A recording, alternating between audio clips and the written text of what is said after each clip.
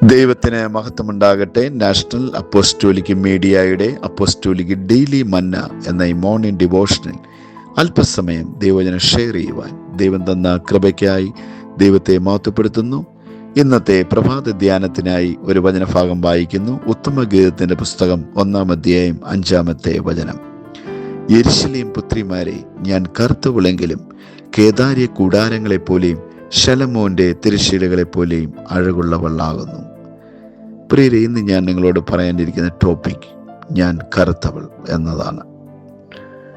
എന്താണ് ശൂലേമി തന്നെ കുറിച്ച് പറയുമ്പോൾ ഞാൻ കറുത്തവളാണ് എന്ന് അവൾ തനിയെ പറയുന്നത്?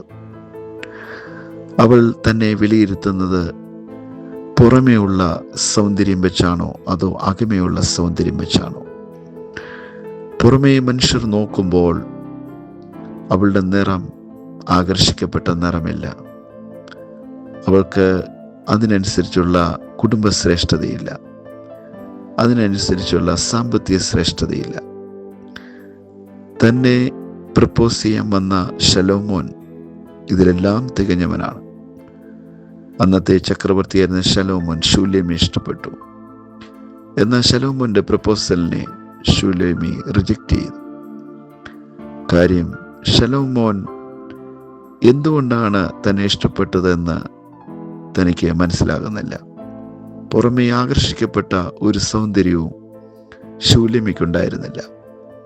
പേരോ പ്രശസ്തിയോ കുടുംബ പശ്ചാത്തലമോ ഒന്നുമില്ലാതെ ഒരു നാടിൻ്റെ പേരിൽ അറിയപ്പെടുന്ന ശൂലേംകാരി. ശൂലേം എന്ന സ്ഥലം ഒരു പക്ഷേ ലെബനോന് പോകുന്ന വഴിക്കുള്ള വനാന്തരത്തിൽ എവിടെയോ ഉള്ള ഒരു ചെറു ഗ്രാമത്തിലെ ഒരു പെൺകുട്ടിയാകാം ശൂലേമി. ജെറുസലേമിൽ നടന്ന വലിയൊരു എഴുന്നള്ളത്തിൽ ശലോമോൻ ശൂലേമിയെ കാണുകയും ശൂലേമിയെ ഇഷ്ടപ്പെടുകയും തൻ്റെ തോഴിമാരെയും ദാസന്മാരെ അറിയിച്ച് ശൂലേമിയുടെ ആ വിവരം പറയുകയും ചെയ്തു. എന്നാൽ ശൂലേമി ആ പ്രപ്പോസലിനെ റിജക്റ്റ് ചെയ്തു. എന്നാൽ തൻ്റെ ജീവിത സാഹചര്യത്തിൽ താൻ എങ്ങനെയുള്ള വ്യക്തിയാണ് എന്ന് ശൂലേമി തൻ്റെ വചനത്തിൽ ഈ ഗാനങ്ങളിലൂടെ പറയുകയാണ്.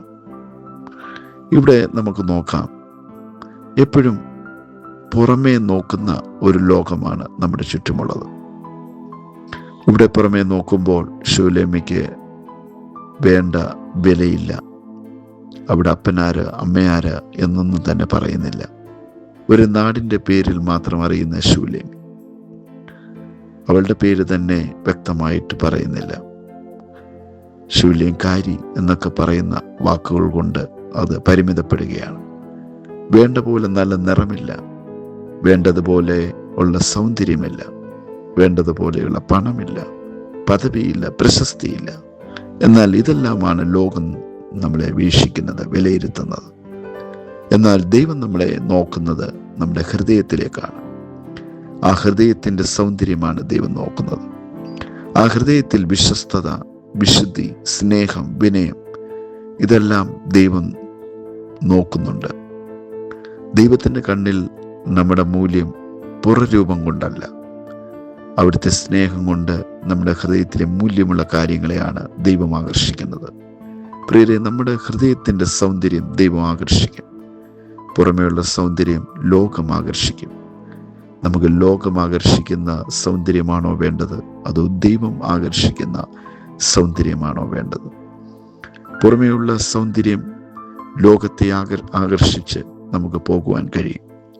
എന്നാൽ മൂല്യമുള്ള ചിലത് നമ്മുടെ ഉള്ളിലുണ്ടെങ്കിൽ ദൈവത്തെ ആകർഷിക്കുന്ന അമൂല്യമായ സൗന്ദര്യമാണ്.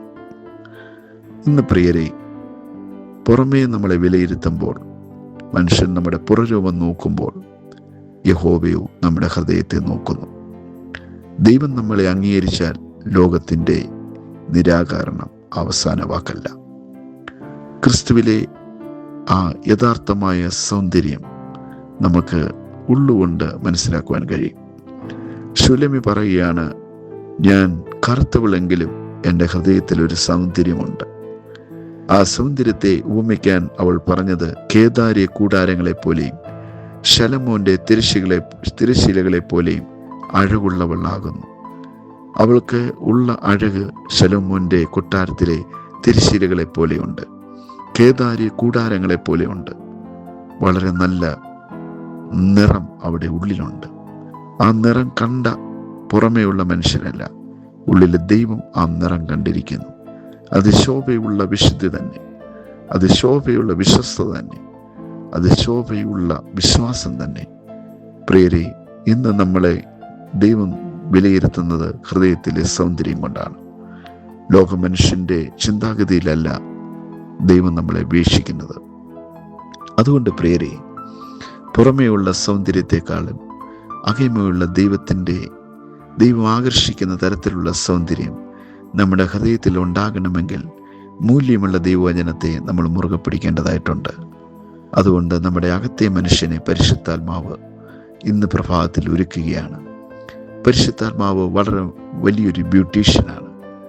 മനുഷ്യനെ ഏറ്റവും നല്ല സൗന്ദര്യവാനാക്കുന്ന ഒരാളാണ് പരിശുദ്ധാത്മാവ്.